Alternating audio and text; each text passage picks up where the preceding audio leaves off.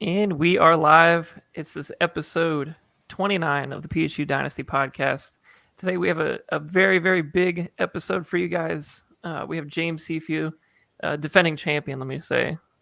James Seafew and the Los Angeles Lambs, here to talk about Dynabook.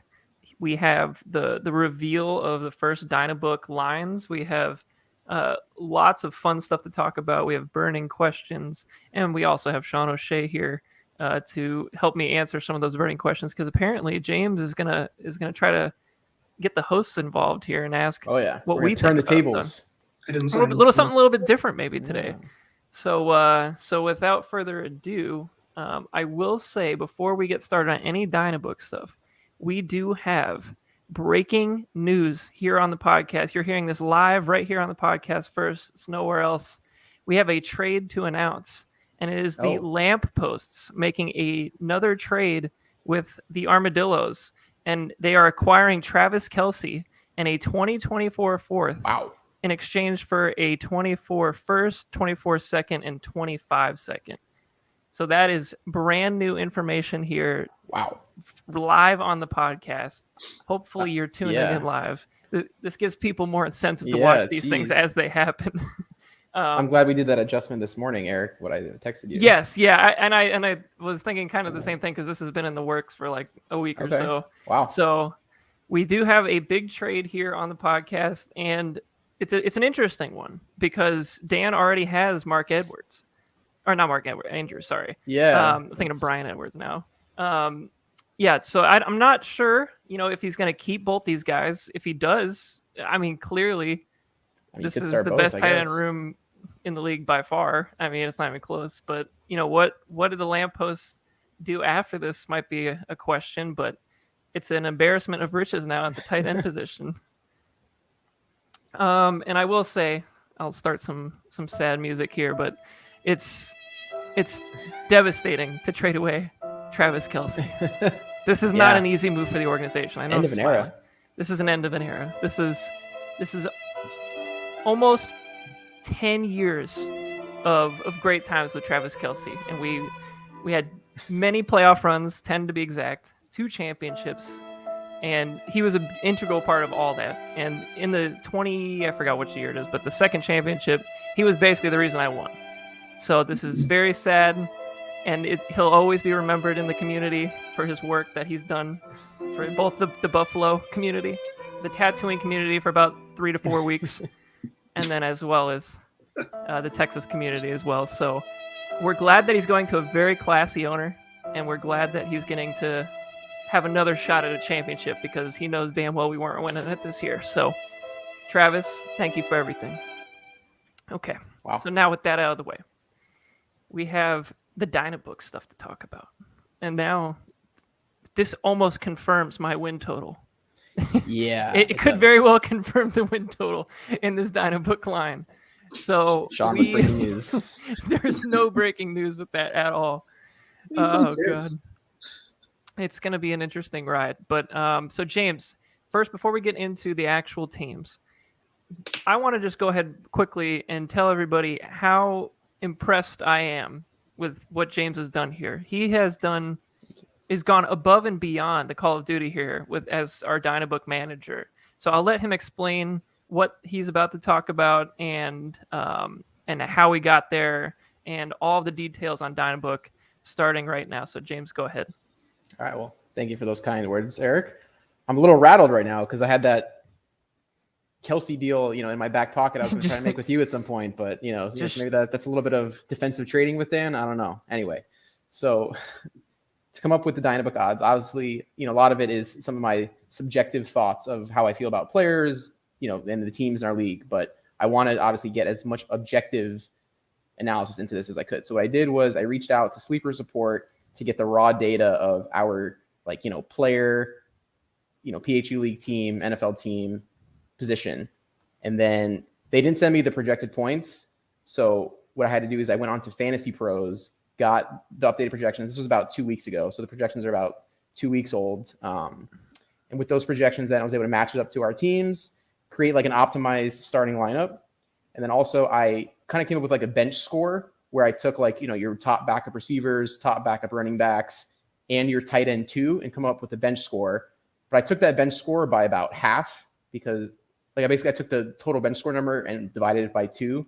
It'll make more sense when you see the final table later on. But basically, each team has like a total score that's roughly like their projected points on the year from their starting lineup and a couple of their bench guys. I made a couple adjustments, and we'll get into it later, but like the Alvin Kamara news that he may be, suspended for 6 games, whatever. I manually changed some of those projections. I manually changed Gronk's projections a little bit on Dan.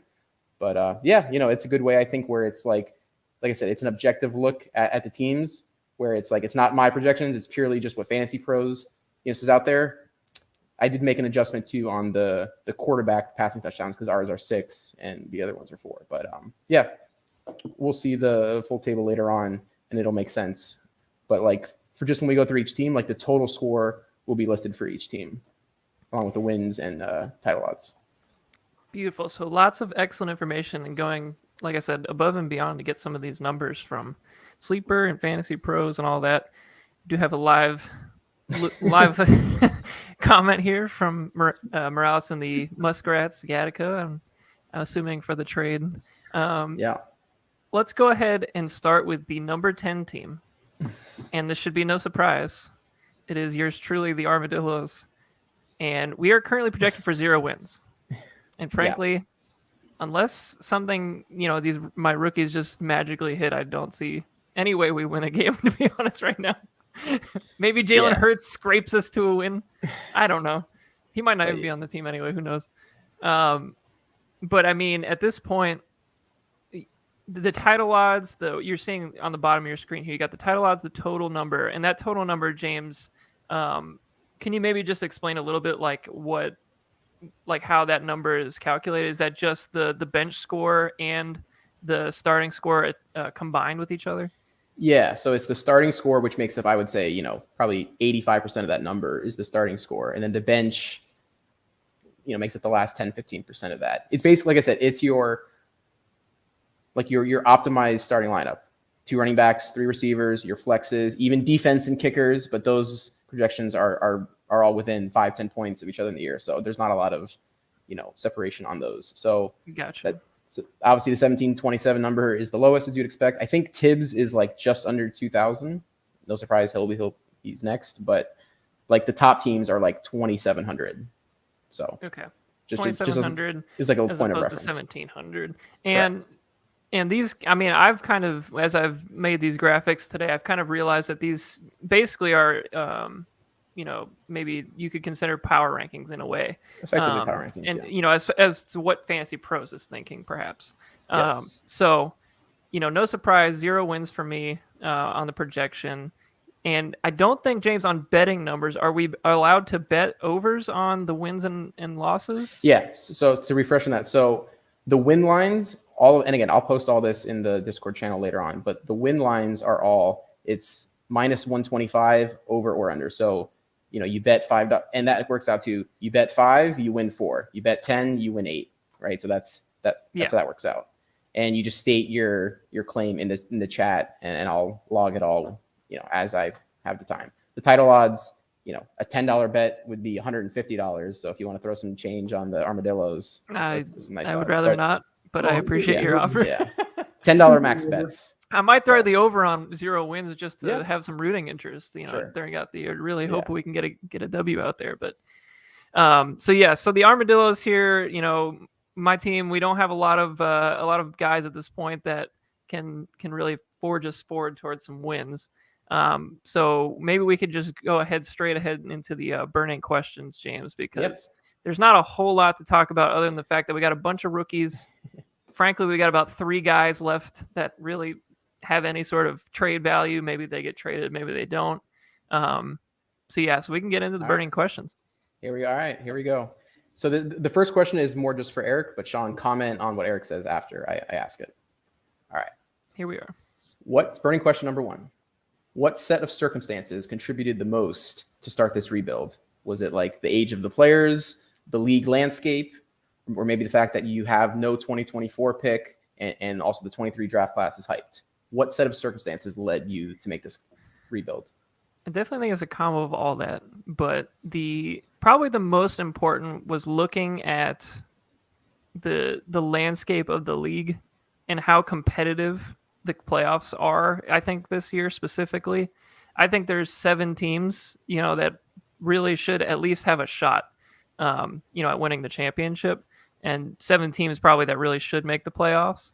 And if my team wasn't up to snuff, where I think most of my top guys were getting towards the peak of their value or the decline.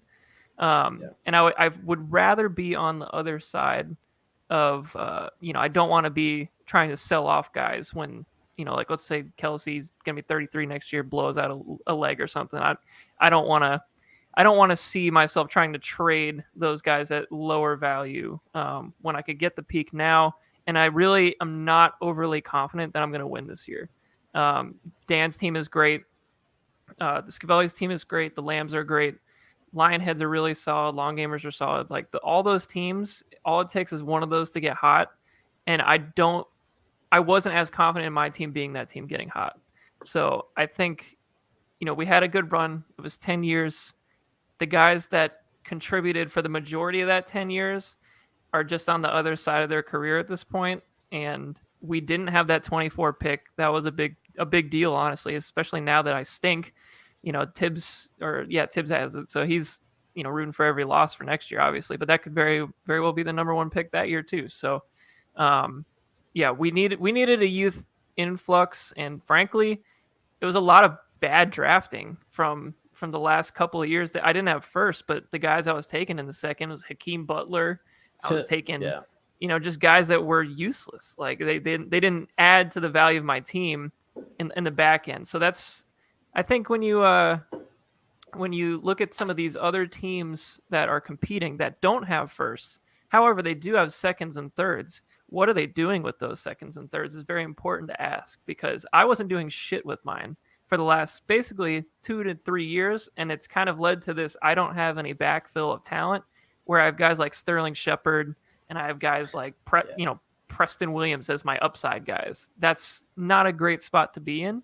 However, I kind of sold off my depth for probably that second championship anyway. So, it's kind of a push-pull, but it happens. So I think now is the time to realize it was time to maybe throw in the towel and, see what we can do. And I'm excited for the rebuild. So I'm ready for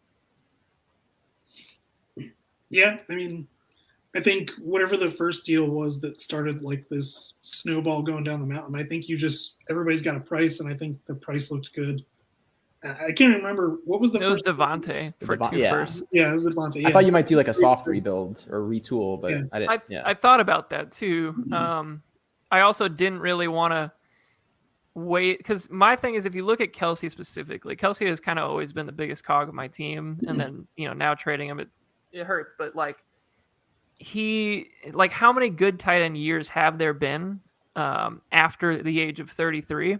If you go back in history, it's like Antonio Gates, it's Tony Gonzalez, I think a couple other ones that I probably just can't remember off the top of my head.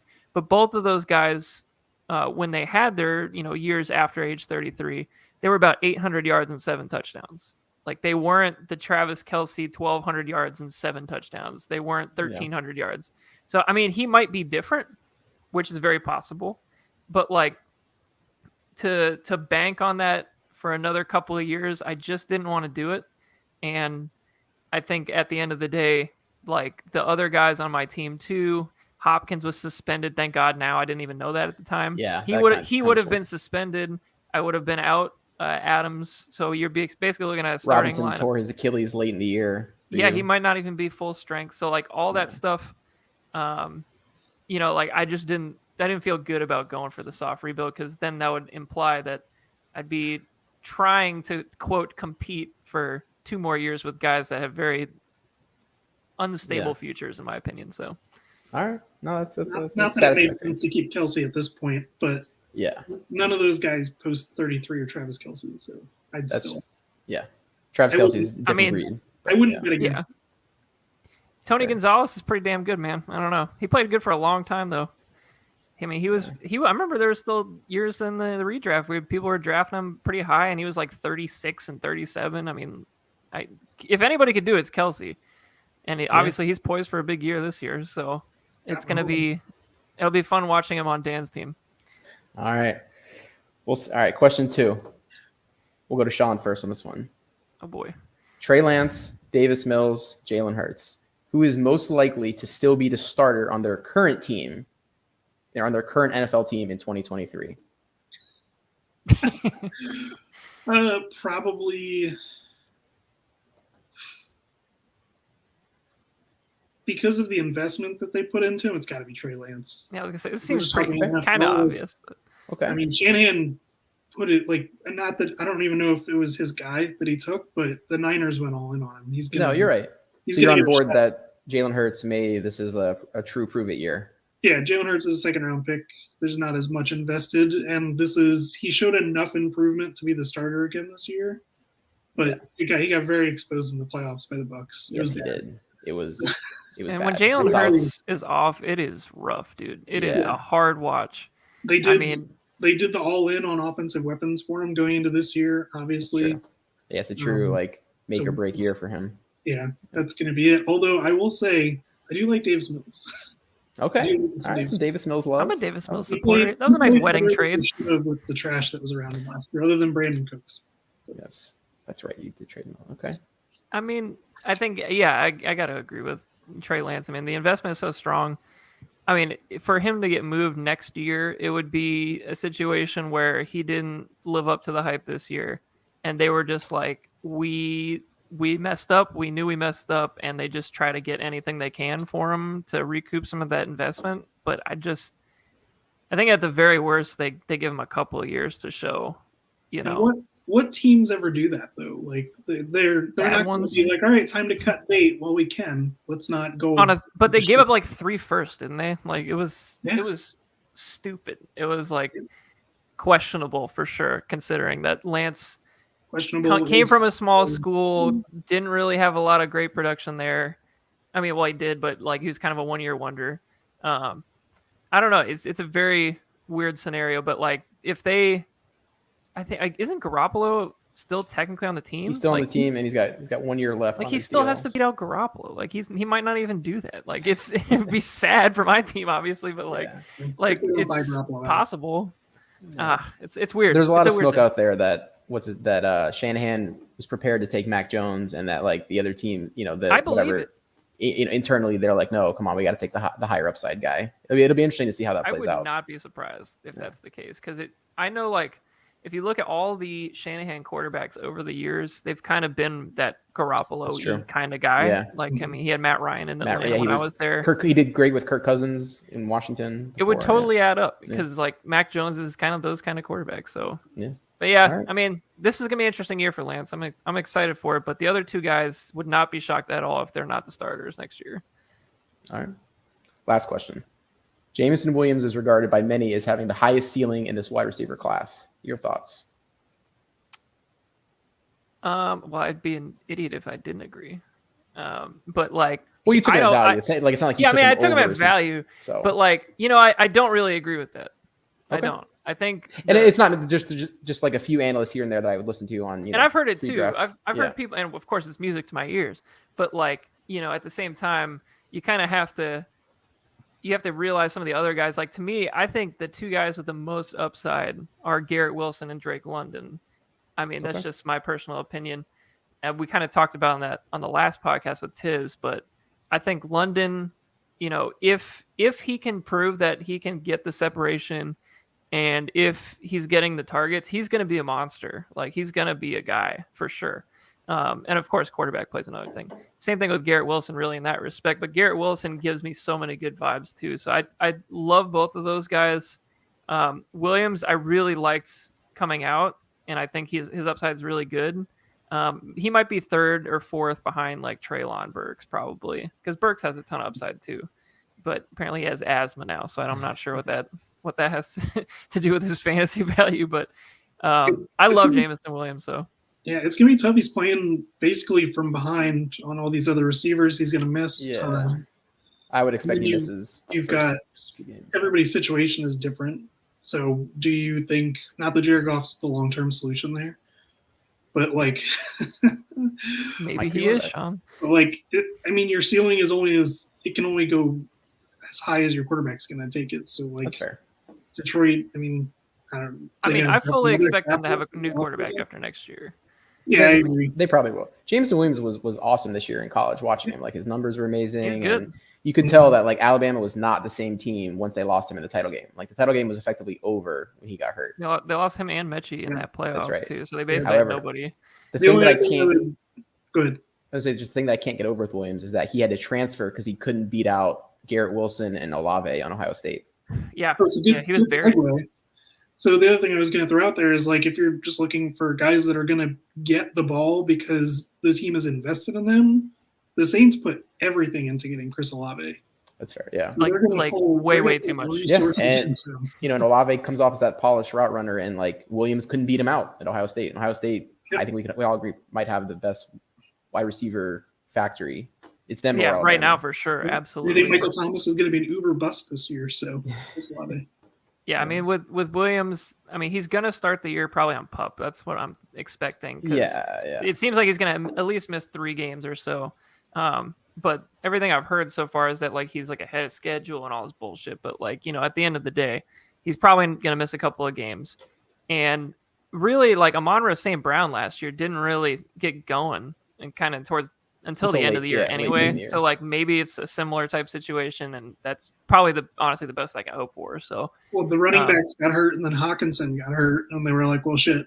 I guess we have to try this rookie. Yeah. Like, oh my god, this guy's a sun god. Why weren't we throwing it to him earlier? Hey, dude, he's good. I think that's going to be an interesting tandem. He's a super great second receiver to have on an NFL team. They need the guy, and if Jameson Williams is the guy, that offense is going to be looking really good for a while. Absolutely. All right. So I believe that's all 3 of the Armadillo questions. So we can move on. Shawnee taking the title odds of 1,500 or no? I'm going to pass on that one, but I will take the over on wins. Oh, I love that. Wow, you have some faith.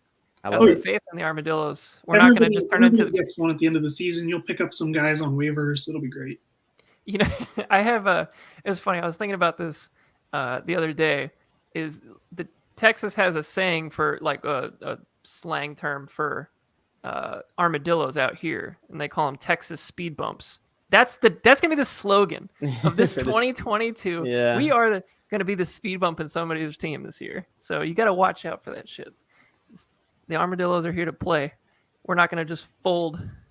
All right, so here we are. We got the cheese fries. Okay, yeah, just under 2,000 points. So James, go ahead and talk about the cheese fries at their overall numbers right now. Yeah, obviously there has to be one win, Eric and Tibbs, because they play each other, and you guys only play each other one time, and that's a big thing. That's going to be a big thing that comes up later on when I justify some of the odds, because last year that was something Dynabook did not properly look into. How many times different teams were playing the 2 rebuilding teams last year? Sean, you and Scavelli were buoyed by that, but it's all right. Straight to the surface. I bet on myself too. You did, and it paid off. It was in Dynabook. Yeah, that's what you got to do. But yeah, and then so Dynabook expects the cheese fries to get one more win somewhere in there. Maybe it's against Alex. We'll see. Potentially, or Mahomes could have a huge game, throw a bunch to Sky Moore and Brees, whatever. There's Dynabook feels confident that the cheese fries will get another win somewhere in there. But yeah, the title. I agree with that. Yeah, so 2. So we feel good on 2. First question. First draft of the rebuild is in the books. What's your overall assessment? Sean, you want to start that one off? Yeah, I obviously know he took Brees Hall. I think he took Sky Moore, right, in the first round? Yeah, here. He got a couple others, too. He had Garrett Wilson, and he also had Jahan Dotson in the first. Yeah, and then like Rashad White, I think, early. I love it. Hindsight, we got to see him play, but, Jake Brees Hall does a good start. I thought he was the one. I thought he should have been the 101, so he didn't fuck it up. Yeah, he took the right guy, in my opinion. The right guy. No, I think. So good. Yeah, I think like a lot of the picks we talked about kind of the draft on the last podcasts. I thought Tibbs took almost all the players I would have taken in the first round, with the exception of Dotson.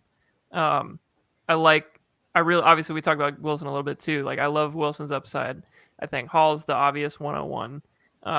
And Sky Moore may have been a little bit questionable. I may have taken more of a safe pick, but because he took Wilson as, quote, the safe guy, I thought it was okay to go with Moore, especially with the stack opportunity. Yeah. My only criticism on Moore was I thought he didn't have to trade up for him. I thought he just got a little antsy there. Yeah, but probably that's, not. I mean, that's nitpicking. But now, who had 6? Because I think it was 6 that he took him. Well, he took him at 6.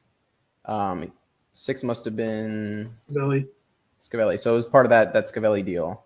Yeah. So I mean, like, because it was Scavelli, then Dustin, then me. So he must have thought one of us was gonna take Moore, which frankly I was not going to at that pick. And like, I kind of don't think Scavelli or Dustin would have either, to be honest. Right. So that's my only minor criticism on that. But the fact that he has Mahomes, it's like it makes a sense. The one thing that I thought was interesting and this was never going to happen because they're like they're enemies, Tibbs and Alex.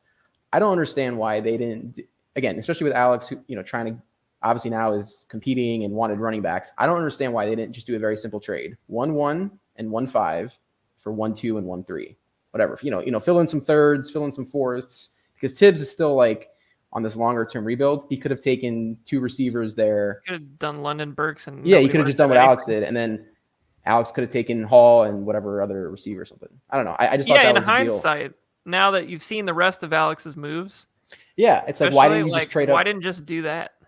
I mean, maybe he didn't like Breece Hall and he'll defend himself tomorrow, but that's trash though, because I went. Listen to this. I went back when I was looking for these ridiculous videos to a State of the Union podcast from 2020, and he said that he loved Breece Hall.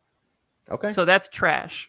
That is trash. It could have just been because he was on the Jets. Hold on a second. Okay. Oh, wow. That's fair.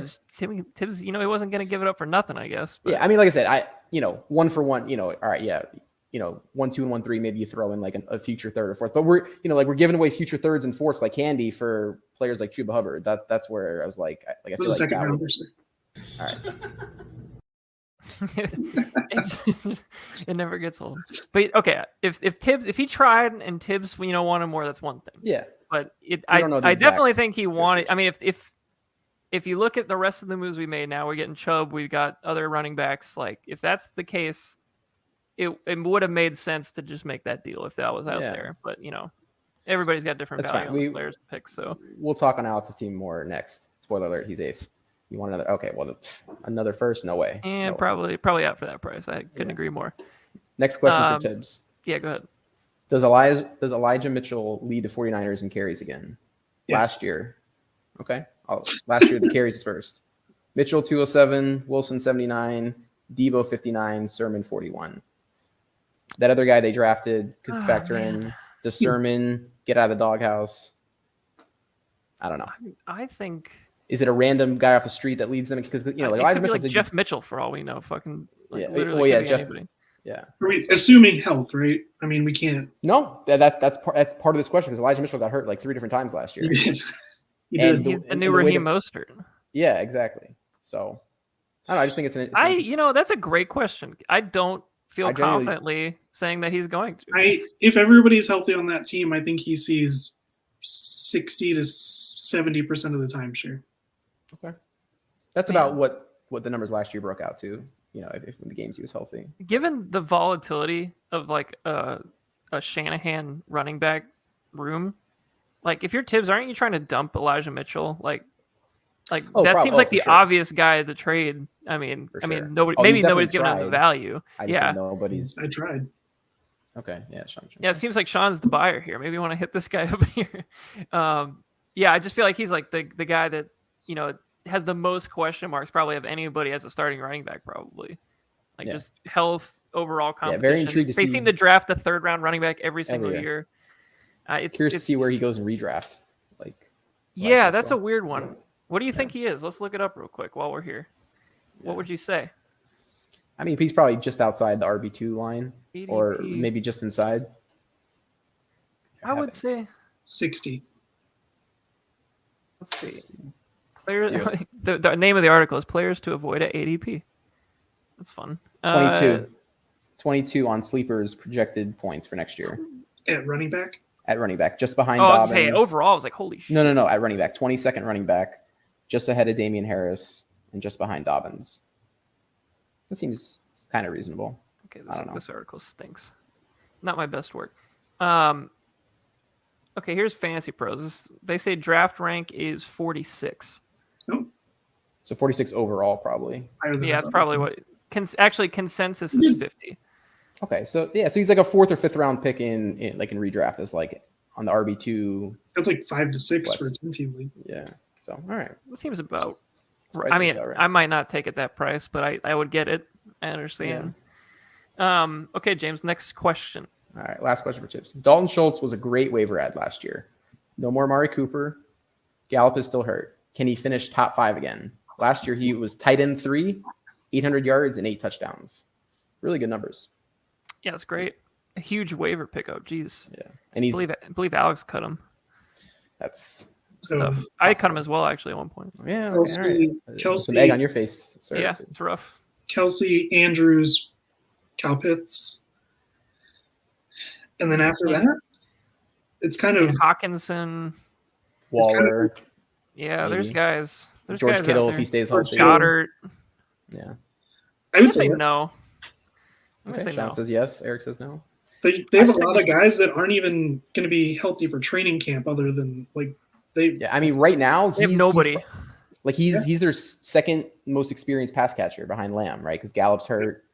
James Washington kind of sucks. There was rumors that they were going to take Treylon Burks if he had made it to their pick in the NFL draft. I mean, like they really know they have a problem at receiver. Yeah, and they took Tolbert pretty I think second round, second or third Tolbert, or something. Right? Yeah. Yeah, I mean, he's a good player, but he's from South Alabama. He's gonna need some time. So I mean, realistically, like Schultz is going to be on the field. He's gonna catch balls. It's just a matter of if you think like he's not much of a field stretcher, so I don't know if like those yards will really be there. But Dallas is always in shootouts, right? So like it's just they're gonna touch the ball. Yeah. So I don't know. I just think I would take the field over Goddard, I guess, or not Goddard, Schultz. I guess I'm trying subliminally saying I think Goddard's going to have more, even though I don't. Okay, so that's all 3. I think his ceiling is 3. Probably, yeah. I'd be stunned. I'd be stunned if he finished higher, but I mean, I guess he could. It's possible. I don't see anybody passing Kelsey or Andrews, given what their market share is going to be on their own team. But his is too. It's just a matter of right. That's what I'm saying. Dallas, no Amari Cooper. Dallas is running the ball in the red zone, so I don't know. I mean, Goddard running backs are going to have a really high touchdown percentage on that team this year. Yeah, Schultz he's quietly an excellent blocker too, so he's always on the field. He never comes off. So he's from Stanford. All those Stanford guys, except for Kobe Fleener, are blockers.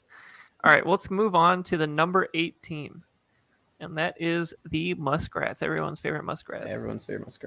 So as you can see, so total points 23-16, a little higher than 300 points higher than Tibbs's total, right? So that you can kind of see like that's the gap, and then you'll start to see the other teams kind of where they're at. So big thing with the Muskrats that gives him a fighting chance to make the playoffs. He is one of 3. So Muskrats, Sean, the Long Gamers, and Dan all play you and Tibbs twice. So Squidward. Yeah. So if Alex takes care of business in those games, that's 4 wins right there. Now, we also said earlier that we're expecting the Cheese Fries to get 1 additional win. Could be against Alex, could not be. So, Muskrats, if you believe in your team, you really just need to, 6 wins is not that many, but it would be a 2-win improvement. Title odds, like obviously, kind of in line with some of the other teams there. But yeah, I think this is fair for this team. First question. The move for Chubb takes this team out of the rebuilding tier in my book, but was this the right move considering the state of the roster? Doesn't get any more burning than that.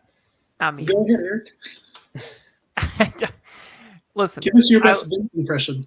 I mean, maybe we should have had Vince on for this one. I have a plan in place. He says he has a plan in place. So, I think it to me it's pretty close. You could say either way. I probably not though. I don't think this team was ready. I mean, maybe if there was some more depth built up, on the lower half of the team, because I feel like everybody in this league who has won knows how hard it is to win without the depth. I don't It know if doesn't that happen. depth of Chuba Hubbard and an Achilles blown out James Robinson and like I guess Ramondre Stevenson has some upside, but like I mean, I just don't know if there's quite enough depth there. And frankly, I'm not sure if there's really enough top end talent at the receiver position. So like That's the I next wouldn't even question. start there. Just start at the quarterback position. I mean, that's the obvious one. Yeah. I still think there's a move out there that he's trying to make with quarterbacks. I still feel like there's no Yeah. way that he can go into the season expecting to compete with Trevor Lawrence. I just That's don't the only see option. it. Yeah. I just It's can't. tough. I can't In his, make myself believe that. in his defense, I think both of his quarterbacks that are starters are going to outplay whatever their ADP and whatever their projection is this year, just based off of the way their teams are going, based off of where they were last year. But Yeah. I still don't think that makes them either of them a top 15 quarterback. I And mean, like some weeks you're going to need your quarterback to put up like a 6-point touchdown pass league. You're going to need like a 40 burger from your quarterback every once in games. So, like is Lawrence's like cap this year kind of like early career Derek Carr?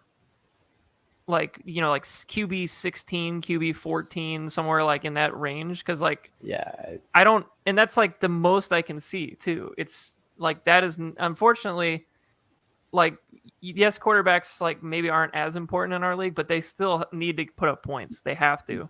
And he doesn't, I don't know if he's going to do enough. I don't know. I think it's going to be a weird year. And I'm also worried in the sense that like, Chubb is going to touch the ball a shit ton this year, but he's also not getting any younger. He's going to be 27 at some point this year. Well, that's where the whole like, why didn't you just pay up for Breece Hall kind of thing, right? Because it's like you're buying, you're buying Chubb at probably peak value, and I think the whole Cleveland situation could get off the rails real quick with the Watson stuff. Like, it's one of those things where if Chubb gets a little nagging injury, like they just shut him down late in the year because like screw it, this is a lost season. We're not going anywhere anyway. Right? Like it sounds like the NFL is trying to go for an indefinite suspension. Oh yeah, of course they are. Yeah, I mean, like, yes, they're gonna give Chubb every opportunity, but like, what is he? I mean, the wheels might fall off. Like, it's very possible. Yeah, it's one of those things where it's like by the time Alex is, by the time the rest of the roster is ready, Chubb may already be on the downswing. That's where I just like it was a head scratcher when I first saw the deal come through. Yeah, he's not a running back that's going to age well either.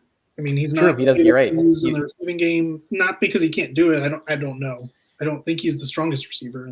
But I also don't think there's a ton in Alex's defense. There's not a ton of tread on those tires, though. He's never really like been the every down workhorse really at any point in his career, even going back to Georgia. I mean, he's kind of got some tread. It's just a matter of like what I've heard there's rumors of them talking about trading Kareem Hunt, like what the situation ends up being there. And then on top of that, like why not just hold on to Najee Harris? Right. It's like this whole game of musical chairs for Najee Harris. And I'm just not sure why we did that, but maybe he doesn't have a plan. Maybe he's just winging it. I don't know. We'll find out. Yeah. We got another question. Question 2. Which wide receiver is best suited to finish inside the top 10 among receivers? So I'll rattle off some numbers here before. So the 4 I'm looking at: Waddle, Higgins, Judy, and Pittman. Actually, Waddle, Higgins, Pittman, Judy. Redraft ADPs going into right now: Waddle 13, Higgins 11, Pittman 19, Judy 22. Last year, Waddle 21, Higgins 17, Pittman 16, Judy 96. Obviously, he was hurt. But of those 4 receivers, who do we expect to possibly get inside the top 10 for receivers, if anyone at all? Sean, go first on this one. If I'm picking a guy, I'm taking Pittman. Matt Ryan just knows. I thought you were going to pick Higgins, so I was interesting. I was going to go Pittman too. Pittman was actually the highest though, because he finished wide receiver 16 overall. Higgins was 17. Yeah, so. massive. Matt Ryan knows how to get wide receiver ones. Okay. He's capable of supporting it for sure. That's a fair point. Yeah, I mean, with that, I think Higgins would be the other option. Yeah. If you think that his upside can continue to go up even with Chase being there. I mean, I don't know if I'd buy Higgins right now. I think he's like dynasty wide receiver, like 6 or 6, wasn't 7. he? We talked about this the other Yeah, day while we were it's- playing oof. games. It's like, I don't know if this is sustainable. That's just on it. Like, I don't know if it's sustainable. And I love Chase, obviously, everybody does. And I love Higgins. But I don't know if last year was kind of a flash in the pan with all those long passing plays. Like, are they going to keep doing that? Because it seems like teams might get smart to that shit. So I'm not 100% sold. Yes, On more that. Joe Mixon. Yes, more Joe Mixon. It's more very runs. yeah. I think there's gonna be more running. Yeah, I really do. So I would take Pittman. Too many more mouths to feed in Cincinnati. Elite. I mean, in Yeah. Indy, you've got my Lord and Savior at running back. They don't really have a tight end that's demanding of No. the ball. Not yet. It's old Mo Alley Cox and young Mo Alley Cox There's clones. just Very sure. the big boys there. Yeah. I mean, I don't know who's their wide receiver too, because they haven't re-signed Ty. Alec Pierce. Oh It's shit, that's right. Yeah, they got it. Pierce I mean, Campbell. it's him or Ashton Doolin at the moment. Oh god. They're already doing their hype pieces on Paris Campbell, who's going to be hurt in week 2. So Yeah, Julio Bill. Jones, come on, it's a natural fit. It's very possible, Ryan. honestly. That is the one I could really see. And they didn't re-sign T.Y. Hilton, did they? he's out there. No, still. he's still just floating out there in the ether too. So. He'll be a training camp ad for I some would say team. one of those two will be on.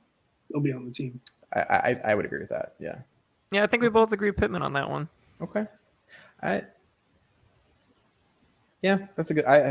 Do any of the other? Well, who are the other two there? Waddle and Judy. Judy and Waddle. Do you see either one of those, James, popping in? I kind of don't. No. I don't Waddle think makes it Judy's tough gonna be a because top 24 I just receiver this year. the Dolphins. I can't trust that until I see it. Like I believe in some. Like I think McDaniel was a good hire and they got some good things going. Until I see it with that team, there's just too much noise. And then Judy, I like a lot, but I think he's a sneaky one who could do this because the high ankle sprain really ruined his whole season last year, and I still feel like there's talent in there to tap into. But Sean would tell us that Cortland Sutton would be the preferred wide receiver 1 for Wilson, and you might be right. I mean, He's got the more alpha kind the of. Broncos would tell you that too. I don't The know. Broncos would tell you that too. Yeah. Tim Patrick? I do. Timothy. Yeah. He's great. Watch He's out, got KJ passed around the Hamler league coming out of nowhere. so much. Yeah, sure they got some guys. I All like right. KJ Hamler. Last question. We've touched on it a little bit, but it's a burning one. Can Trevor Lawrence still develop into the dynasty franchise QB the Muskrats traded for and drafted him to be?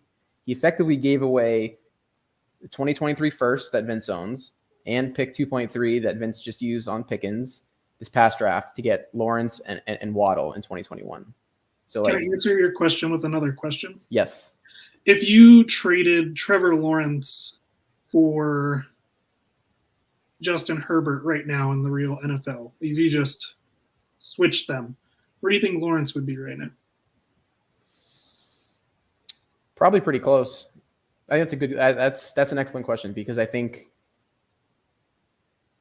I kind of don't think so.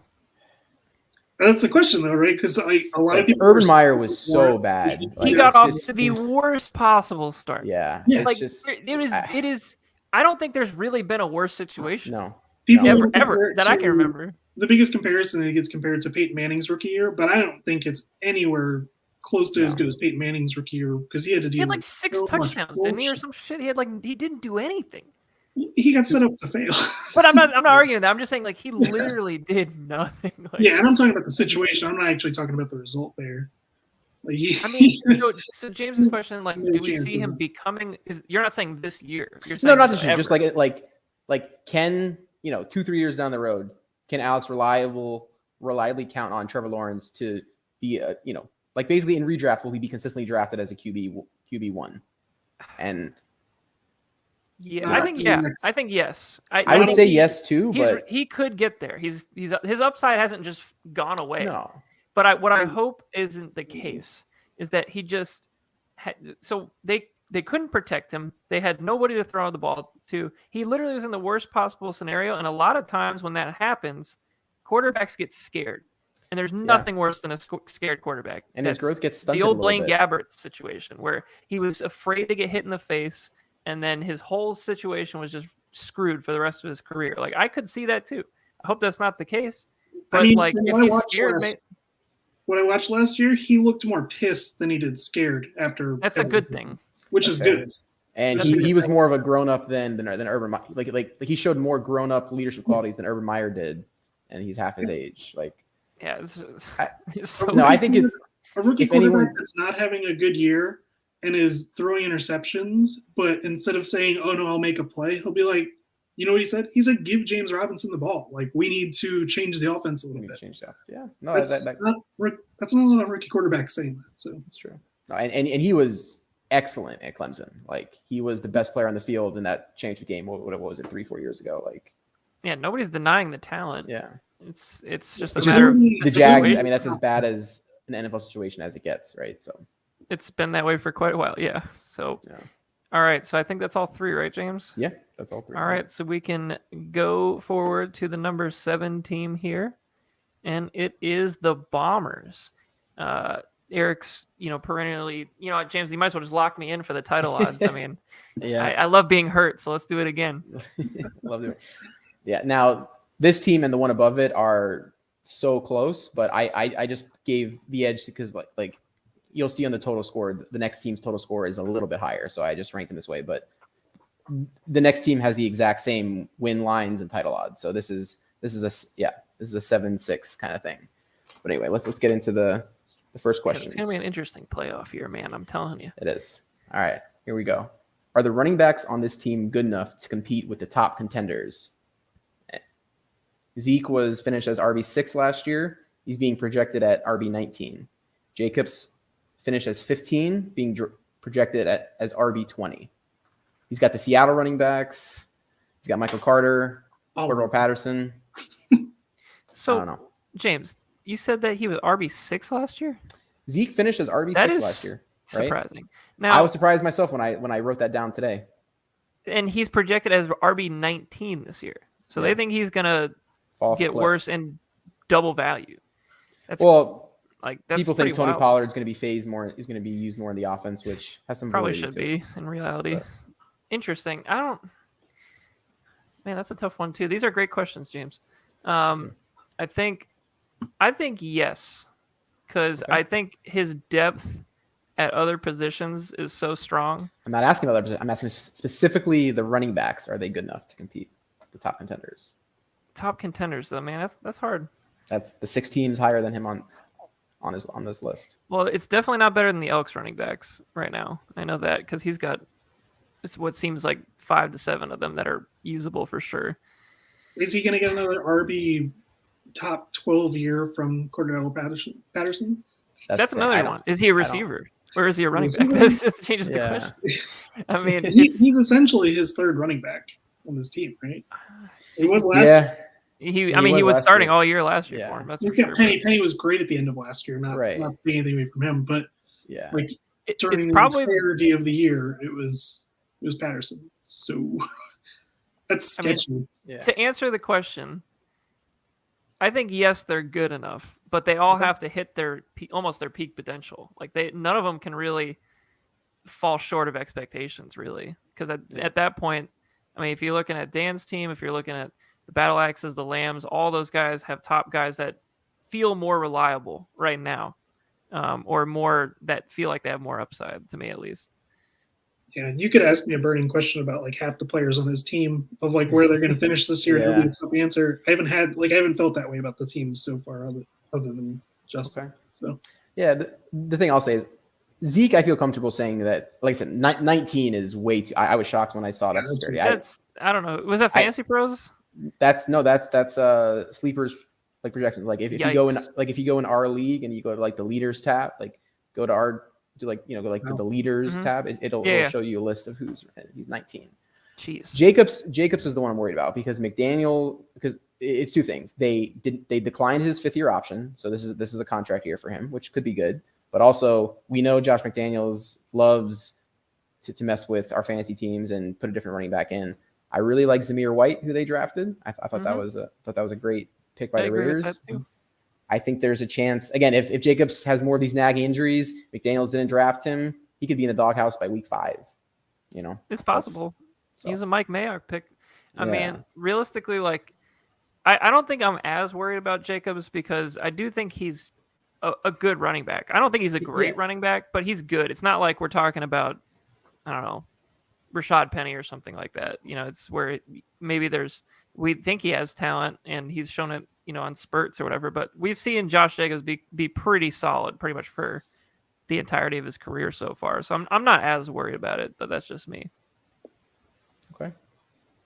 Good stuff. All right. Next question. Can Michael Thomas return to wide receiver 1 status? He has not scored a touchdown in 2 years. And yeah. Wide receiver 1, you're saying he's a top 10 receiver. Yeah. I don't think so. Because his first 3 years of his career, he was like wide receiver 8, 8, 9. Something was like 9, 8, 8. And then obviously the wide receiver 1 in the past 2 years have been a train. He's 29 also too, by the way. He's 29 years old. Yeah, he was an older rookie too when he came out. Yeah. Damn, I don't think so. But Okay. I don't know what reason though. I don't know the reason that he's not going to be number 1. Is he ever going to play again is one thing. 2 is if he gets on the field, will he be able to stay healthy? Or 3, is he even good anymore? I really don't know any of them. It's the biggest question mark besides like Calvin Ridley right now. Yeah. I have no clue. And Justin's in a tough spot too because he's got Godwin too, who might miss the first few games, and that's like his other. Yeah. Oh, I mean, he's got Chase. That's the wide receiver. He's got Juju on his roster, who at one point he could have traded for literally half of somebody's roster. Yeah, people were hot on Juju for a while, but okay. Sell high, baby. Sell high. So I gotta say, right, while we're doing this podcast, we've had 5 other league members join in live at the same time. So we got like a majority of the league tonight. This is good stuff, boys. So James, they're here for the Dynabook. They love the Dynabook. Yeah. Well, glad to do it. Yeah, put a decent amount of work into it. So happy to do it. Last question for the Bombers: should this team make a big trade, maybe at tight end, to improve chances to win now? I thought they should have already, to be honest. I thought that, you got Pitts, you got Hawkinson. Frankly, he's got depth at other positions that he can trade off too. Exactly. I would have, obviously I'm speaking because if you were the GM of this team, what would you have done, I had Nick Chubb. I thought he was a prime candidate for Nick Chubb. Right. And he didn't seem he was interested, but maybe not at the prices that others were willing to pay. Right. But I don't know if he was in on the Najee Harris deal. Like that would have been a good deal for him as well. Like, a similar deal to what Dustin got, in the last year. I think out of all the guys to be in a position to make a deal like that, it's Justin, because he's got good depth. He has young players. It's a great mix of old and young players. And he could trade. He kind of reminds me of my team, like, I think it was like 3 or 4 years ago when I dumped off like Allen Robinson, when I dumped off Marvin Jones and Russell Wilson, like just a lot of just guys that are quality guys that maybe aren't like superstar material, but you could get somebody really good like a Nick Chubb or somebody like that. So, maybe especially now with all the great teams, it seems like in the top 6/7, I guess if you include him, to get yourself kind of over that hump, like what is he going to do? And I don't know if he's going to do it, but I think I would have at least tried to explore it. Sean, you got any thoughts on that? I would have moved one of the tight ends by now, but I don't know. You got Dan with 2. He's got the tight end 1 and 2 on his teams. Who knows? Right. Yeah, I think like Hawkinson is the obvious trade candidate. Yeah. And look, I would be a perfect trade candidate, but like Justin and I have made several. Like I'm strapped out for depth. If he wants to go, if he wants to go big for a running back, he could put Pitts in there for running back and picks. Honestly, if you want to go for like a big name and really compete, like as like that's a fair thought. And you still don't lose the youth there. Yeah, it's interesting. Like Pitts. The thing is, like Pitts is he's just so damn good. Like it'd be hard to trade Pitts. I get it. But at the same time, like, where are you trying to win now or in the next 2 years? Or are you kind of just okay with kind of being in the middle right now? Yeah, this seems like a team that, like, mid-season, a big trade could come down, right? Mm-hmm. It's like, maybe the Bombers are like, hey, like I want to see my team win a couple games before I part with picks or something. Or, I want to see, again, like maybe he wants to see, all right, is Michael Thomas anything? Do I have anything here? What happens in Seattle? Like, Yeah, it almost would be better if one of the Seattle backs just got hurt. Penny or Walker. Justin probably doesn't care. Hey, one of you out for the year, so I can start the other one, right? I will say the two teams in this league that if they never made any moves and they always had their draft picks, they would probably do just as fine are Dan and Justin, because they always seem to find young players that turn out really well. Yeah, they're making the most of the picks, that's for sure. It's just the Bombers. It's been a few years since we've been since been in the playoff dance. So that I feel like that's why this question kind of warrants should we try and speed up the clock or yeah. Yeah, I mean, but right now the total projections has them outside the playoff. I mean, yeah, like I said, we'll see on the next team. It's razor thin. It's minuscule, but like at the same time, that's the level of like that's how close what is going to get there. Maybe it's just a little move even. It could be anything. Yeah, indeed. All right. I believe that's it for the Bombers. Yeah. All right, so we're going to the number 6 team, and it is the Kentucky Elk. Yes. Dustin Gilchrist. Yes, and if you remember the number, so that total 2484. Yeah. The Bombers were so 24. So 77. So I literally only ranked them that way because that's how the numbers came out. That's what they said. That's what the number said. But I view these teams Throw teams, tomatoes at James on the screen right now. Do it. Do you want? Yeah, but no, these teams are very close. Oh, and also to point out too, Justin and Dustin both play the rebuilding teams once, and then one of you guys twice. I forget. Maybe Justin plays you twice, Eric, and maybe whatever. But that could be the difference. Yeah, so it depends how that goes. But first question with the Elk: how does this team escape the 6th, 7th place limbo they've been in? Recent finishes: 8th last year, 7th the year before, 6th the year before that, and 7th the year before that, and that's all the sleeper history. So that's a dead average of 7.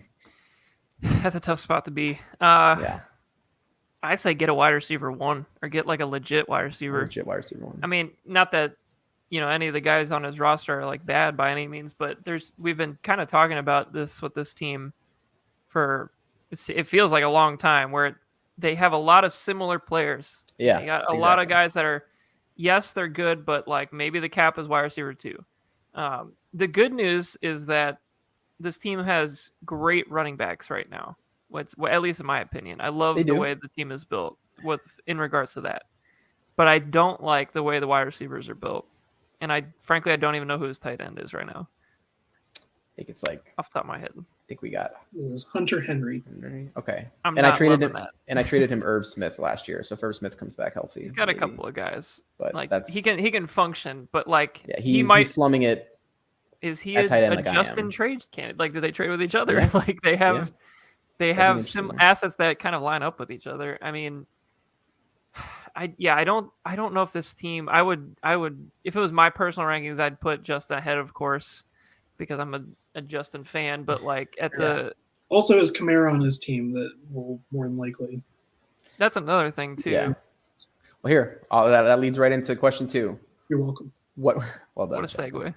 What will Alvin Kamara be post Sean Payton and a potential suspension looming? So here's some quick numbers.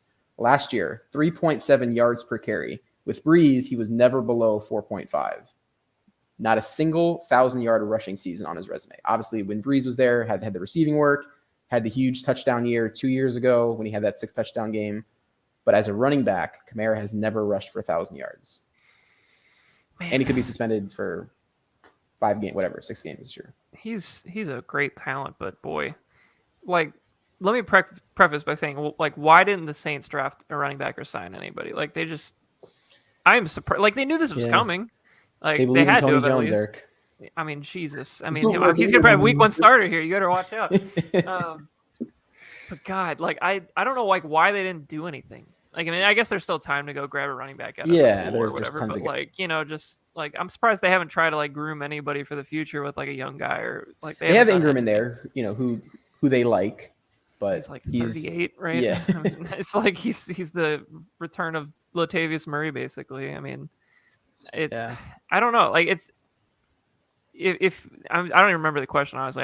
I was thinking about just like, what will Alvin Kamara be post Sean Payton? Like what do you expect from him this year going forward? Like I just don't know. I think he's too good to like just say, oh, he's gonna have a huge dip in production. I mean, he's so talented. I don't think he's a real spring chicken anymore either. I think he's kind of like a 27 or 28-year-old guy, right? Like 26. something like that. 26. 26? Okay, Okay, so so he's a yeah, little bit younger than I that's thought. He's still in that's his like prime. middle. That's middle of the prime, I'd say. Yeah. Yeah, like 20. I think 24 to 26 is like a good. Is really when the guys are playing at their best, in my opinion. That's- But yeah. I think there's also a stat going around that I've seen on Twitter and things like that. Like guys that have had a certain number of RB1 years, they like once they hit 27, they just like stop having those years. Like it's just they really don't exist anymore after Yeah. a specific number of those. And he's probably been an RB1 for 3-4 years now. I feel like probably. Yeah, 4 years. Yeah. So like, how much longer can he really keep it going? I mean, obviously he's the kind of guy that I could see it happening though, because he hasn't touched the ball as much, maybe like Last as far as year like was his running. First year with over 200 carries in a season. Yeah, I mean, he's Really? still got Okay. he's still That's got good stat. some juice, perhaps. Yeah. So I mean, I think I don't think he's going to just fall off a cliff or anything like that, but I think you can expect somewhat of a dip in production based on the offense. Maybe and obviously with the suspension, that's one thing. But like when he comes back, Yeah. Maybe it takes him a little while to get into football shape. Like I think Najee Harris is going to be the RB1 on this team. That's what I would say. I would agree with that. I would tell anybody to look at the team that was around him last year playing too. Yeah. pretty garbo. It wasn't great. The QB situation was brutal. Yeah. That probably contributed to 3.7 yards per carry. So yeah, asked to carry the ball more than he's used to. Which, granted, there's no other good like first and second down running back on this team right now. So I don't know, but back end RB1, I think going forward. Okay. Yeah, I'm not sure if this time next year, like, do you expect him still to be considered like an RB1? Yeah. Yeah. Okay. Maybe. Yep. Maybe he has a fall off kind of similar to some of these other top backs. I think they're going to bring in somebody next year in the draft. That's fair, yeah. And that always seems you would think that they didn't. Yeah. They didn't do it this year. Why not do it next year? And it's so deep next year. Like I think you'll see post rookie or post NFL draft next year, his ADP will be down for sure. If he misses the first 6 games of the year, I would say he'll still be a top 15 running back at the end of the year. Okay. Damn. All right. That's Sean might want to go trade for Alvin Kamara. Yeah. Yeah. There you go. That's what this podcast is all about, facilitating trades. It has nothing else to do with anything else. Just finding out information on how and we also, feel about I will it. say this too. During my trade discussions with Dan over the past few days or so, Dan wants to come on the podcast, so we're gonna have him on soon. He's never been on the podcast. Hell yeah, yeah. We got to get it, Dan. We got to hear. We got to hear from the guy. So, and I also have Word Scavelli is interested as well. So the two guys that haven't been on. Okay. We'll see if we can get them going over the summer here. So. Turn your volume up. We got some time. Great. All right. So next up, All right. real quick. No. Last question for you. Got one more. Do Devontae Smith and Elijah Moore take value hits with their teams making big moves at wide receiver? Smith more than Moore. Smith more than Moore. The data would tell you the same thing. Moore is being projected by Sleeper at wide receiver 29. Devontae Smith wide receiver 33. I mean, I think there's a little more space in there. I think the Eagles' offense is not going to be very friendly to anybody outside of AJ. Yeah, and obviously they want to run the ball, and Goddard in the middle of the field. Yeah, I feel like it's the same value hit for each guy. I think it's the same. Okay. I think it's, and I was thinking that Moore would take a bigger hit, but then I kind of realized they don't really have outside of. I mean, they have Corey Davis, and then they drafted Garrett Wilson, but like they kind of don't really have it. I mean, Berrios, Braxton Berrios, elite player, Eric. Come on. Listen. I mean, when Moore was healthy last year, he produced a lot. I mean, he was excellent. Yeah. In redraft down the stretch, I was relying on him because he was excellent. He was a wide receiver one for a good. Yeah. Like if you cross sectioned out a part of the year, like he was. Yeah. I think he was top 5. Actually, at receiver.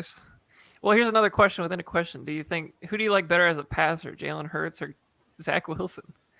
Ooh. As a 'Cause they're- passer or a Yeah, fantasy? like quarterback? forget fantasy running back, forget all that shit. Just like as an NFL passer, like who do you like more? It's really It's going so to depend bad. on where It's- Devontae Smith it's is not good. playing in the offense. Can I say Mike He's- White and Gardner Minshew? I would Mike take both their backups. If Devontae Smith is still Mike on the White. outside, I like Jalen. But if he's playing in the middle of the field, I don't like it. I was not impressed with Zach Wilson at all last year. But Yeah. like there were moments of Hurts where it was like, okay, like that was a real NFL throw. Like he's got a stupid strong arm. So like, I mean, it's just a matter of, the classic, can he get past the first read basically? And Yeah. To me, I it feels like I don't know if he's either gonna of have them can like do it feels like he's gonna have like a Tyrod Taylor type career where it's like he's gonna bounce around like Tyrod. no, he's better, but Yeah. I think he's more talented. he's more talented, but I think he's gonna I think he's gonna end up bouncing around where it's like he's always gonna be considered like a top 20 starter in the league, but no team is gonna be like, that's my franchise quarterback. Yeah, like he'll keep getting shoved around and just competing with some rookie that comes in that eventually beats him out, and then he goes to another team, does the old Andy Dalton thing maybe for a little while. Still the know. second best quarterback on the roster. Hey, Sean wants I'm the here for- Gardner Minshew. Oh, Gardner Minshew's so bad. I think it's possible. I mean, he could get starts this year. You never know. All right, so we've been through 5 teams. We're at about an hour now. We do still have 4 people watching live right now. Should we go to the comments and say keep going? Do you guys want to keep hearing this, or do you want to wait until tomorrow, or what are you thinking out there? Because we can keep rolling. I think we go at least one more. How about that? We'll go at least one more, and then if people want us to keep rolling, we'll keep rolling. Yeah, because I'm sure. Yeah, So we got the long gamers. It's the perfect time. Perfect Just time. Sean's on the podcast today. Too. Yeah, we have to at least get through Sean. So Sean, Holy shit! Wait, who's on my team again? Oh my god! Clyde Frog. so like I said, Sean was going to be. Originally, I was like 8.5. I was looking at, but the fact that, like I said, you play We have one. Let's Eric and Tibbs twice each. 9 was the number, because basically I'm giving you 4 wins and then 5 and 5 the rest of the games, which I think is fair. And as you can see, the total is a little higher than what Justin and Dustin had. So, but yeah, we're in the 2500s here. in the 2500s. All right, long gamers question number 1: will the added depth from the trade push this team up the standings? So you made the playoffs the past 2 years, but you were 7th in points last year and 9th the year before. I felt like some of the trade that you did was to help you win more in the regular season, to set yourself up better in the playoffs.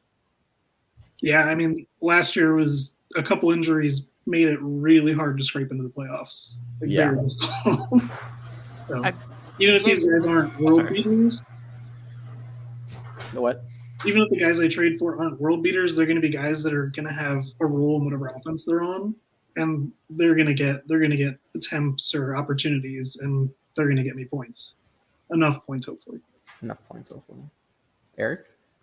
Yeah, I also really think that the depth trade was, in a way, somewhat necessary. When like we talk about how important the depth is all the time on this podcast, but we knew that kind of the top guys were there on this team, but kind of after it, there wasn't a whole lot of depth. And frankly, it's not because of like bad drafting or anything, but we're still talking about the remnants of an IN team here. There's a lot of your depth comes from veteran guys sometimes. It's at least, usable depth, because you can have rookies on your team like from last year, like Rondale Moore, who just kind of like don't do anything, but like they look like depth to the eye. It's like, it's not really depth if they haven't done anything yet. So yeah, for me, I feel like I've only had, for me personally, 1 miss in my draft picks. It was bad, yeah, I mean, but it was might be a whole nother podcast. But Yeah. Andy Isabella? I mean, Andy Isabella. Oh man, it was a late second, wasn't it? I don't know. He Isabella was shit. a second. Oh my Yeah. god, he was bad. He was real bad. Is he in the league?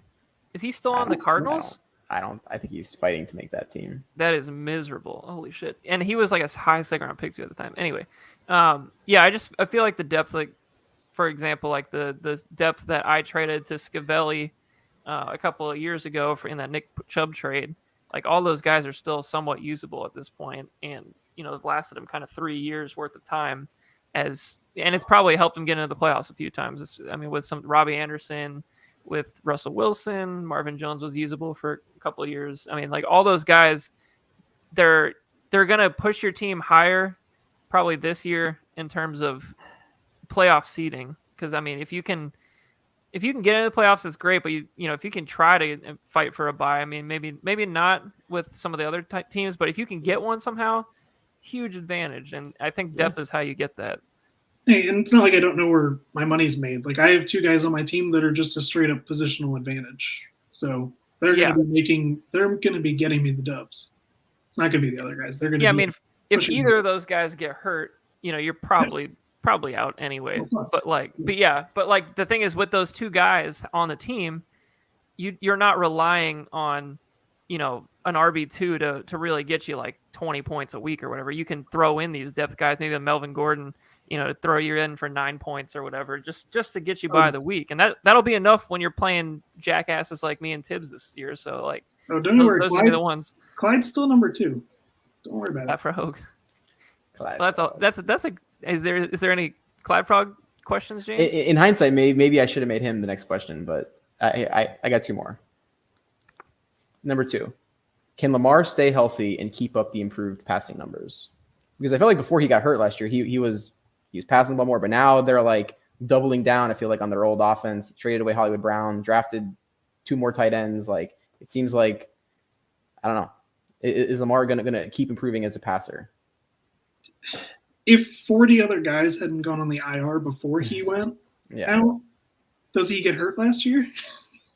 It's a like not a realistic question to ask. Like I think that was a result of like where that team was last year, and I don't see how it's possible for that to happen to them again. No, just by sheer regression to the mean, like they're not gonna have as many injuries. But so I will say that they're gonna probably have a bounce back with the running game this year if Dobbins and Gus Bus are both healthy.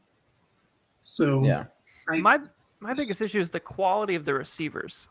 Like Bateman he looked pretty good. We don't know if he's really good yet, but he looked pretty good. Not a Duvernay fan? No, I'm not.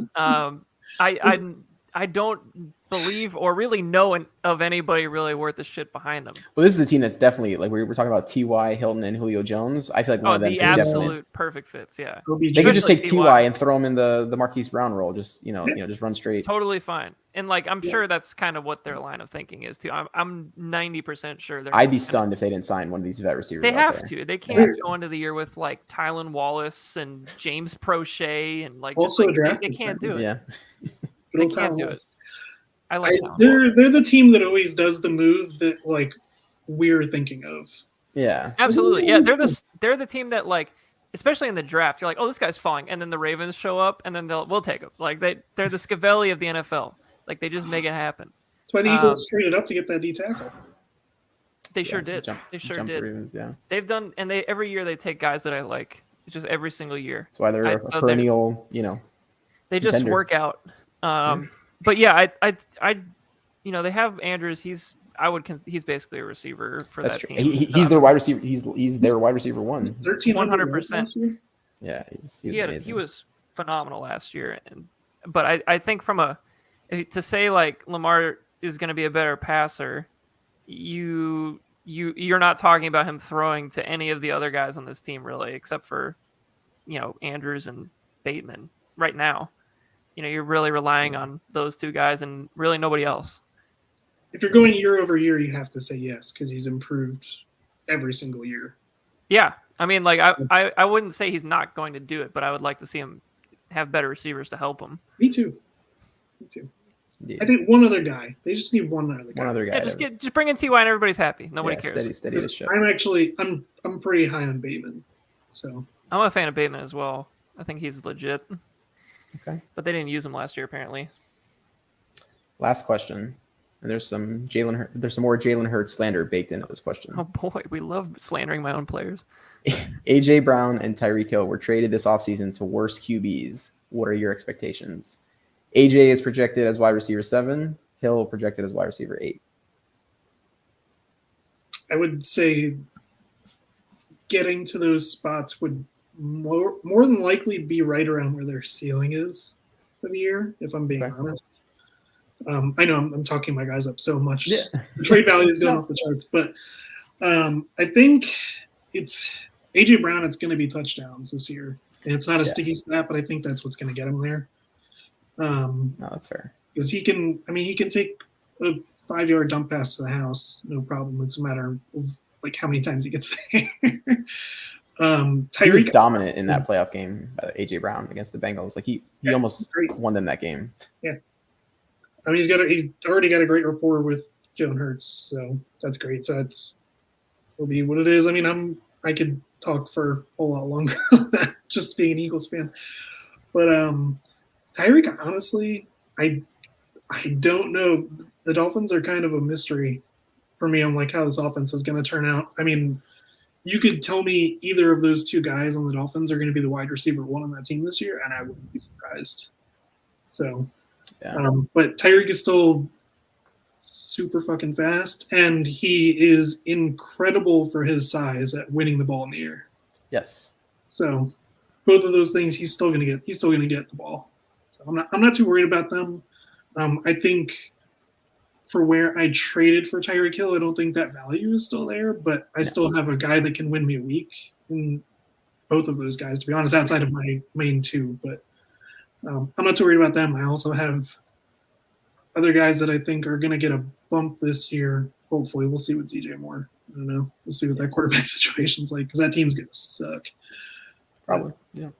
Oh, they're going to suck. Real bad. I think out of the two there, I like AJ Brown more, but my biggest concern with Hill is that this might be a checks in the bank situation. That is my biggest concern. I'm worried that maybe after 4 weeks of Tua being meh and not getting him the ball, and Jalen Waddle gets more targets and he gets pissed off. Like I am very, very concerned about the fit, especially in Miami. Miami's an absolute hell of a place to live and play. Like I could see this becoming a downhill trend for Hill very quickly. Yeah. Whereas I think AJ Brown's still going up. That's fair. Like of Hill and Adams being traded, like Devontae and Tyreek, the two big trades in the real NFL. I agree, Eric. I'm more concerned about Tyreek than going to Miami than Devontae going to. Yep. The Raiders. Absolutely. Completely agree on that. All right. So we're through 6 now. Alex says fantasy over family. So we can keep going if you want to. It's only been a week, man. Jesus. I mean, we could keep going if you guys want to keep going, unless you have stuff to do. But it's just totally up to y'all. I can do one more. All right, let's roll one more then. And then let's save the top 3 for tomorrow with Alex. That's perfect. All right. So number 4 comes, and it is the Lauderdale Lionheads. And they have a win total of 9.5, title odds at 500, and their total is at 2601, which is just a bit higher than the Long Gamers. Yeah, there is a bigger gap in terms of the total points, Lionheads versus Long Gamers, and then Long Gamers versus the team below. So, however, like I said, the fact that Sean plays the 2 rebuilding teams twice, like that effectively gave you an extra win in Dynabook's odds. But, anyway, first question for the Lionheads. Who is the RB1 on this team, and does that matter? The Lionheads won the points title with James Conner as the RB1, but that was driven more by Kupp and Debo. Who is the guy this year? Last year, being drafted, projected this year, Akers, RB17, Javonte, RB11, Connor, RB12, Sanders, 29. Those are the projected right now on Sleeper. If we're just talking this year, this year, I think it's still James Conner. Okay. The fact that they had that they didn't, like they drafted what's his name, Keontae Ingram or whatever. He's not really anything. Oh, they traded for Darrell Williams. They did. That's true. They picked him up and they traded for him. You can't forget about Eno Benjamin as well. He's a big one. If Melvin Gordon wasn't in Denver, he's the RB1. Javonte. Yep. But Javonte is, I think he's stupid good, but he's excellent. But with a veteran quarterback, they may want like they may give Melvin Gordon more, snaps than people would like. I think it's probably going to end up being the same as last year. Like it's going to Yeah. be very close. And he was, what do you say, RB16 or something like that? Javonte finished as RB 18 last year. Yeah, I mean, like I could see him getting to like 15, 14, something like Okay. that. But like Akers has to me, the best chance. Probably, I think I'd rather have Akers over Connor. Okay. I think Connor was inflated by a ton of touchdowns. I think He did a lot of touchdowns. so. I mean, but like, do you think that's doable again? That's the. How I'm many not did so he have sure. last year? yeah, I don't know who else is scoring those touchdowns for them. That's the thing. Yeah. So Yeah, fact that they I let mean, Edmonds they walk. seem to love Especially running the ball on the Smith, goal man. line. yeah. James Conner, I think, for a guy that's not going with the top echelon running backs as far as like ADP goes, I think he's got one of the best chances to finish as like an RB1 in the Yeah, I NFL. mean, if you're getting, where's his ADP in redraft right now? Do you think? He's like third Connor. round. Probably, like I said, what Sleeper has is he's projected as the 12th overall running back from what I wrote down. So that's probably was at like third round, late second round, Fantasy maybe. Pros I don't think has- there's many people out there that are going to beat their ADP more than him. Maybe Zeke. If he's really consensus ADP is for standard leagues is 33 right now. Okay, So like The fourth early one? third, early third. That makes sense. Okay. no, early fourth. Sorry. And he's still. I mean, yeah. Early is fourth. he still carrying around the frail like identity to you guys? That doesn't really bother me, to be honest with you. No. Yeah. It's I've always thought he was a good back. I just never thought he was a great back. And when you're doing the kind of running he is, where a lot of touchdowns is probably like 10 yards in, like he's not a game breaker, but he doesn't have to be in those situations. And I think he's slightly better at catching the ball than people make him out to be. So, I mean, I like the player. He's only 27. It feels like he's been in the league forever. So maybe that kind of plays into it a little bit. But I mean, I think on upside, and I think maybe the Rams might want to run the ball a little bit more this year, perhaps, to take off of some of the receiver losses that they've had, and who knows if their offense is going to stay the same year to year because it's Sean McVay. But I like Akers a lot. I think he has a ton of. I think it could be upside as Akers well. too because they obviously they let Sony Michel walk. Daryl Henderson, it kind of is what he is. He's a replacement back. He's just suited better as a change of pace back, and then they didn't draft anybody super high, so it's not like. So I think they're counting on Akers this year. So CV's all the way back, and that's the thing. yeah, So he had 1.7 yards per attempt when he came back last year. Not great. yeah, it was rough in the playoffs. And I think the Bucks really bottled them up too. But again, the Bucks have a good run defense. All right, next question. What's more likely? Darren Waller finishes top 5 again among tight ends, or Deebo Samuel finishes top 5 again among wide receivers? Obviously, Deebo was wide receiver 2 overall last year. Waller was number 2, tight end 2 years ago. This year, Deebo projected wide receiver 4, Waller tight end 4. So both projected right at What right a inside. handsome question you ask. Yeah. I would throw Cooper Kupp in there too, but I think we all expect him to finish top 5. Yeah, he's definitely not the same as those So I think two, in my that's opinion. I feel like There's Deebo just and so Waller much less competition for Darren Waller to get into the top 5. among tight ends. Yeah. I would probably go with Waller, but Deebo. I mean, if you said top 5 tight ends and then top 10 wide receivers, I think it would be a lot harder question for me. Okay. But Fair. I would go with Waller. I don't. I'm gonna say Deebo because Deebo. I feel like he's a guy that has a bigger chance to get banged up. One, I think his injury risk is higher. 2, I don't know if he's truly like. I mean, obviously, like a lot of his production last year was based on the fact that he was running the ball a lot too. I don't know. Which he does not want to do. Which he does. He says he doesn't want to do. Yeah. Yes. He had 8 rushing touchdowns last year.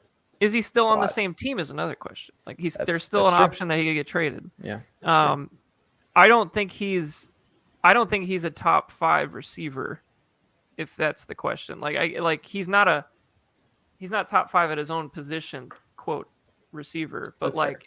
if he's still getting the running back touches and he stays healthy, then yes, it's possible. But I would say he's from a receiver's talent standpoint, he's like a top 15 guy to me, not really a top 5 guy.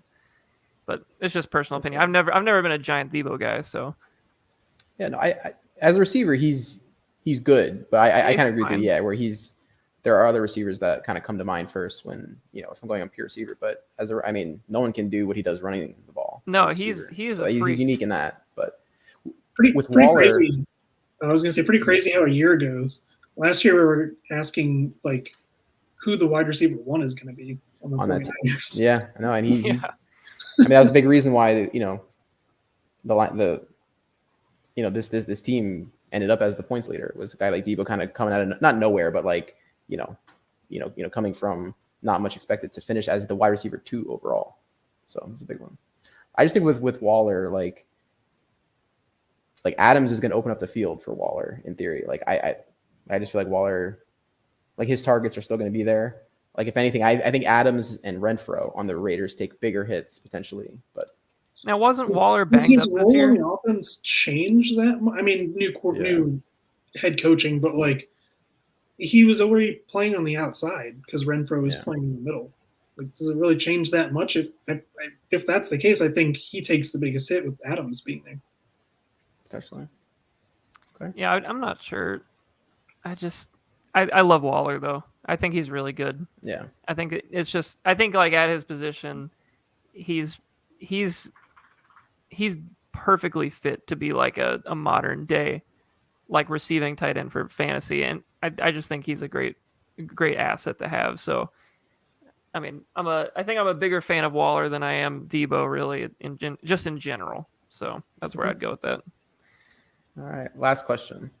Will Aaron Rodgers stay as a QB1 without Devontae Adams? He's never been outside of the top 10 when playing the whole season. His lowest in recent was QB9 in 2019. That was LaFleur's first year. Adams missed 4 games that year.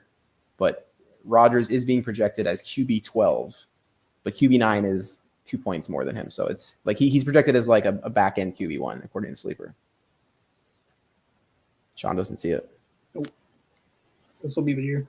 This will be the year. I think they're going to be pretty low-scoring offense for the majority of the year. Okay. But their defense is really good. Like I So I said, don't think it's going to matter.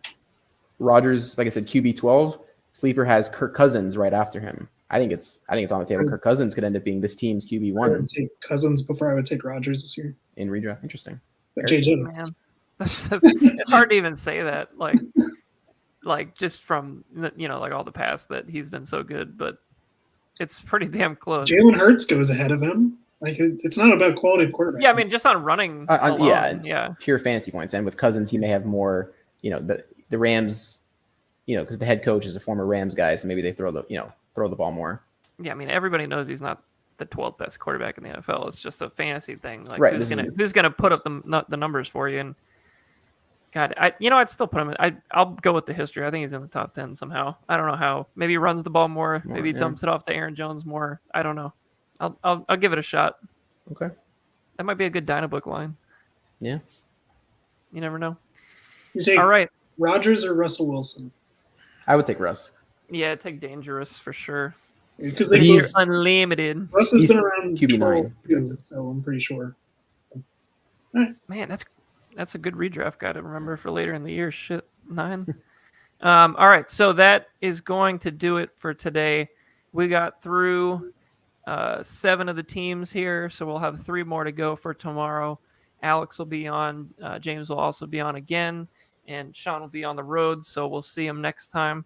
But this was excellent stuff. All of the numbers, talking about the win totals, getting trades involved. This has been a great podcast. We've had this has easily been the most people watching live at one time. So this has been one of the best podcasts for sure. So James, thank you again for all the hard work. Yeah, and we'll do it again tomorrow. So I'll see everybody later.